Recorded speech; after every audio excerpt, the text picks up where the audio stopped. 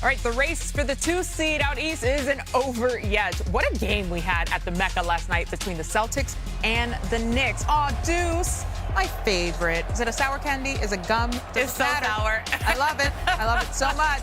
It's all right, buddy. You can get through it. Truly. There's Pops Tatum.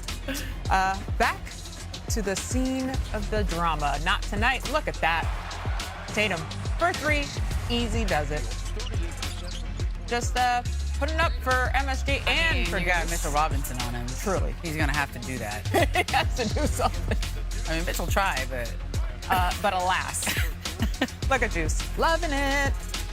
All right, the Knicks fighting back, of course. Oh. A tight game the whole night. Come on, Cat. Behind the back. I want that Chanel beanie that Fat Joe has. And now we're tied at 101. We're in the 4th quarter. All right, Captain. Brunson with the jumper. Celtics looking to respond. This was the story of the game. Ooh. Fireman having himself a night. 6 threes.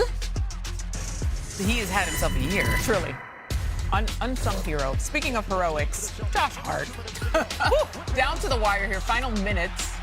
See, and you notice that lefty pass from Brunson? Because he's left-handed. Exactly. What a lucky dude. The Southpaws are something special. Here's Hart.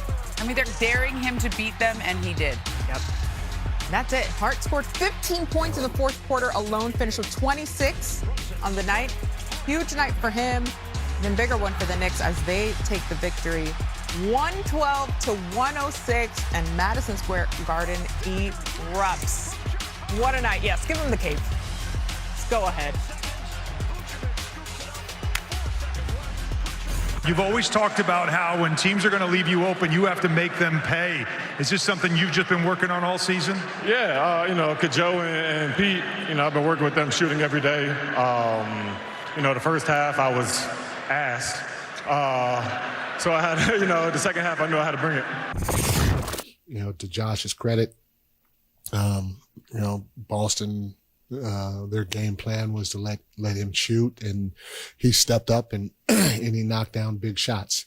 If they leave any of our guys open, we want our guys to let that thing fly, and Josh did tonight, knocking down big shots. The Knicks won their 52nd game of the season, their most in the Jalen Brunson era, and most since winning 54 back in 2012-2013. Right, we've got Kendrick Perkins, Ramona Shelbourne here with us. I'm MJ Acosta-Ruiz in for Malika. Hey, Perk, do you agree with Mike Brown that the Knicks are heading in the right direction for the postseason? Hey, MJ, Ramona, listen. I know at times I'm not the sharpest knife in the drawer, but I'm always a butter knife in the drawer, okay? And I will say this. They are finally listening. They get it. Something I've been asking from the Knicks all season long. And guess what? Listen to what Jalen Brunson had to say. Do you know why it took so long to start running that more often? No. Do you think it's an effective play that maybe should have been utilized a little bit earlier? Very effective play. Good talk. That's all I've been asking for all season long is the 2-man game between Jalen Brunson and Karl Anthony Towns. And last night we saw a prime example of it, especially late in the 4th. And here's the luxury, right, of having a guy like Karl Anthony Towns, because you never know what he's going to do. He set a hell of a screen. Derek White probably was looking for him to pop. All of a sudden he rolls to the basket, perfect pocket pass from Jalen Brunson. Now, same action. All right, he goes under.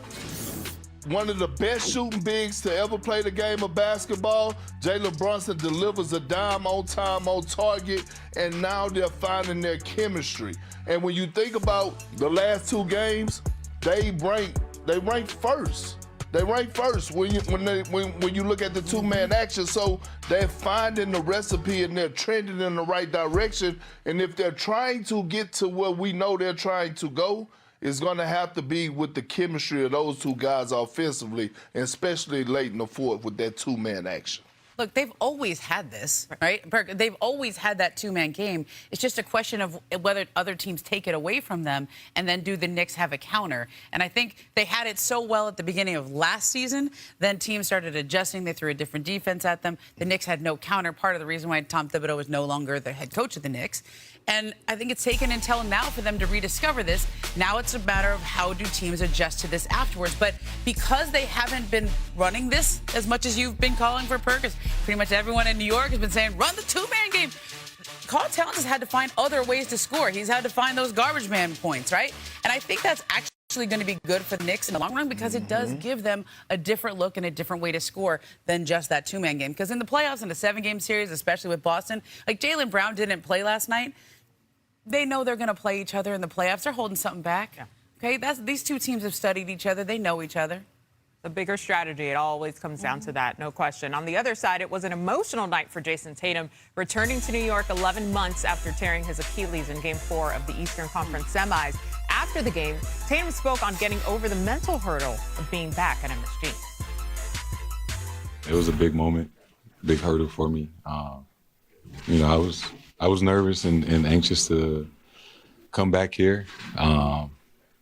You know, obviously I wanted to win and play great, but more importantly, I just kind of wanted to walk off the court, you know, on my own 2 feet.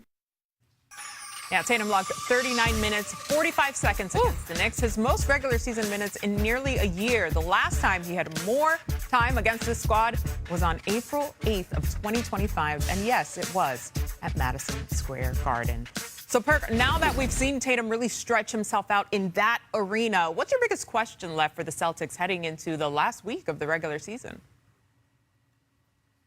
It's not one. I think Jason Tatum has answered my question, and that's, can he be a Robin to Jaylen Brown? And the answer is yes. That's what he's going to be. Is he going to have moments where he's going to look like Batman throughout the course of the postseason? Absolutely. But he's all in. And what shows me that he's all in is because he's had 10 games with a double-double. He's been a monster on the glass. He's dishing out the rock.